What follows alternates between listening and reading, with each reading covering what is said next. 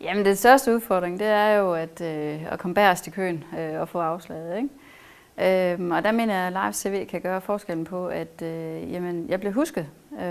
Det bliver, ja, man kan så sige, har jeg ikke de kompetencer, der skal til, jamen, så har man i hvert fald set mig og taget stilling til det, og jeg har skilt mig ud. Altså, det bliver mit brand, om jeg så må sige. Altså det, jeg har forsøgt på, jeg er meget visuel selv, når jeg har set og læst ansøgninger, det er at skabe et logo, om jeg så må sige. Og det har jeg forsøgt via mit billede, og sat billedet på mit CV simpelthen. Fordi når man sidder og læser rigtig mange ansøgninger, så kan det svært at skille dem fra hinanden.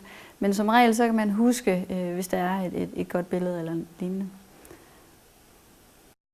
Det, jeg har tænkt mig at gøre, det er, at når jeg så søger en stilling, så sender mit live CV med simpelthen, for at blive bemærket.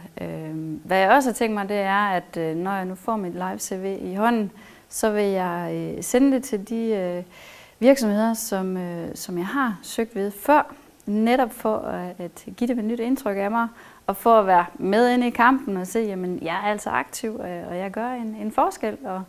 Og virkelig, hvad skal man sige, undskyld udtrykket, sparker røv, ikke? For at få jobbet.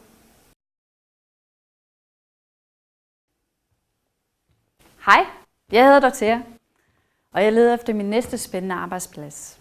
Den her, den kommer vi til. Som du kan se i mit CV, så har jeg prøvet forskellige roller i en virksomhed.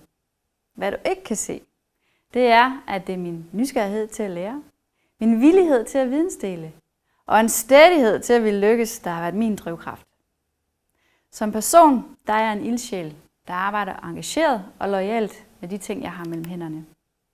Jeg er øjet for udvikling, og det er både af mennesker og organisationen. Det er naturligt for mig at anerkende mennesker omkring mig og prøve at finde ressourcer i dem for at udvikle sig.